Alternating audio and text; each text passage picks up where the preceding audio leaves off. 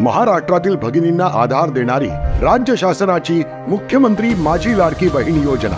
या योजनेअंतर्गत अल्प उत्पन्न गटातील 21 ते 65 वयोगटाच्या भगिनींना मिळणार दरमहा 1500 रुपयांची मदत। अर्ज करण्यासाठी 31 ऑगस्ट 2024 पर्यंत मुदतवाढ।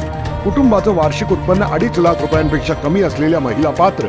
कुटुंबाकडे पिवळं किंवा केशरी रेशन कार्ड असल्यास उत्पन्नाचा दाखला आवश्यक नाही। पांढरं रेशन कार्ड असेल किंवा रेशन कार्ड नसेल तर कुटुंबाचं वार्षिक उत्पन्न 2.5 लाखांपेक्षा कमी असल्याचा दाखला आवश्यक। योजनेसाठीचा ऑनलाईन अर्ज नारी शक्ती दूत ॲप वरून किंवा पोर्टलवर भरता येईल।